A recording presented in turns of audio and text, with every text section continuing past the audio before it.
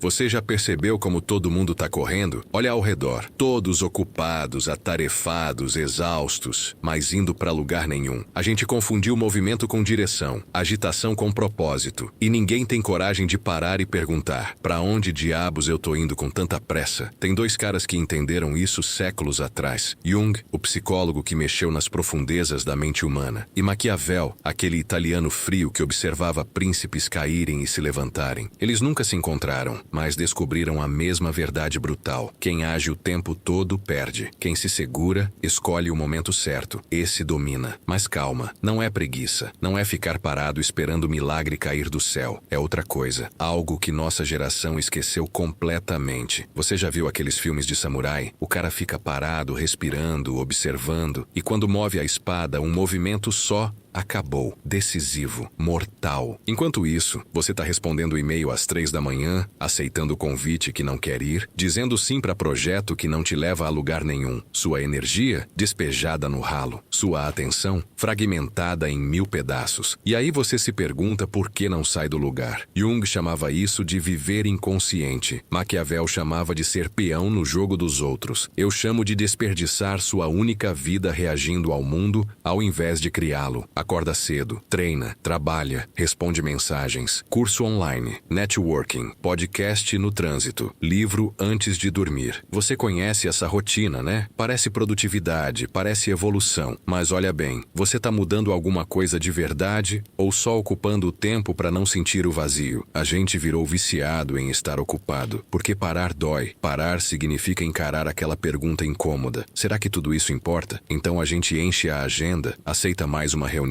entra em mais um grupo, assume mais um compromisso. Qualquer coisa para não ficar sozinho com os próprios pensamentos. Jung descobriu que nossa energia mental funciona como bateria de celular. Tem um limite. Quando você dispersa ela em 30 coisas ao mesmo tempo, nenhuma recebe carga suficiente para acontecer de verdade. Você vira aquele cara que começa tudo e não termina nada, cheio de intenções, vazio de resultados. Maquiavel observava os reis da época dele. Os que duravam não eram os mais trabalhadores, eram os mais seletivos. Eles entendiam uma lei brutal da natureza. Recursos são limitados. Exército é limitado. Ouro é limitado. Atenção é limitada. Gastar tudo em batalhas pequenas significa não ter nada quando a guerra de verdade chegar. Só que hoje ninguém fala isso, porque vivemos na era do faça mais. Acorde mais cedo, trabalhe mais horas, multiplique sua renda, otimize cada segundo e você vai até quebrar, até perceber que correr em todas as direções é a mesma coisa que ficar parado. Seu chefe manda mensagem às 23 horas. Você responde. Conhecido pede favor que não tem nada a ver com você. Você aceita. Alguém quer sua opinião sobre assunto que não te interessa. Você dá. E assim,